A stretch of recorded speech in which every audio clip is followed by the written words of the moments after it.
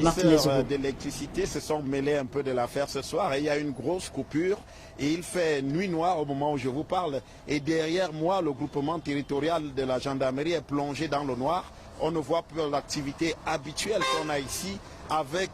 ces va-et-vient des véhicules et le portail qui s'ouvre, mais tout est fermé et aujourd'hui c'était donc la grande annonce selon laquelle les suspects devaient retourner devant le commissaire du gouvernement. L'information a été confirmée alors qu'il était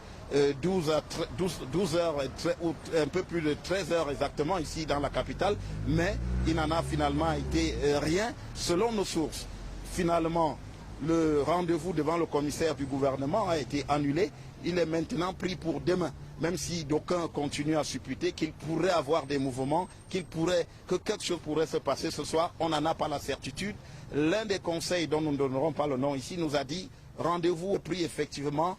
pour demain. C'est donc au terme de 8 jours de complément d'enquête ou alors de retour devant le secrétaire d'État à la défense des suspects que ce retour devant, l'accueil devant le commissaire du gouvernement va se faire comme celui-ci l'a indiqué, selon les termes même de la loi, parce que lorsque les inculpés, lorsque les prévenus, les suspects exactement, reviennent au secrétaire d'État à la défense, il faut bien respecter les délais de garde à vue et nous sommes tenus par ces délais de garde à vue et il va donc falloir retourner devant le commissaire du gouvernement. Alors, il restait une question en suspens, c'est celle de la nomination d'un juge militaire. À l'heure qu'il est, on n'a pas plus d'informations. Y a-t-il une option à ce sujet qui permet de savoir exactement ce qui sera fait? Est-ce qu'il y aura un nouveau soit fait retour, c'est-à-dire que est-ce que les suspects retourneront une nouvelle fois au secrétariat d'État à la défense? Toutes les options sont ouvertes, mais ce qui est sûr, pendant les 7 jours qui viennent de s'écouler, les enquêteurs de la commission mixte ont repassé au peigne fin toutes les options, tous les suspects. Des auditions et des confrontations sont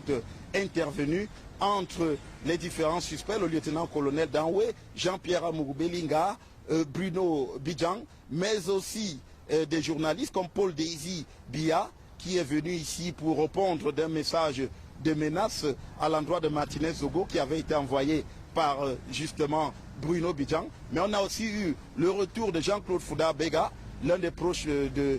Jean-Pierre Amourou-Belinga, qui avait été interpellé et gardé à vue d'abord pendant 7 jours avant d'être remis en liberté par le juge Anabeas Corpus, qui a été une fois de plus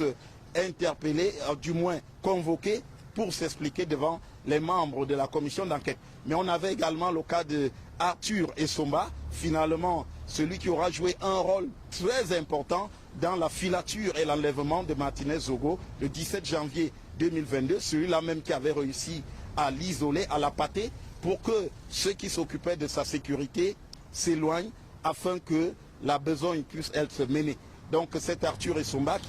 qui s'avère être finalement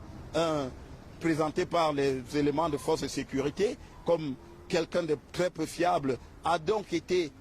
aussi auditionné et entendu par les membres de la commission qui savent exactement maintenant qu'est-ce qui a été fait, quel a été son rôle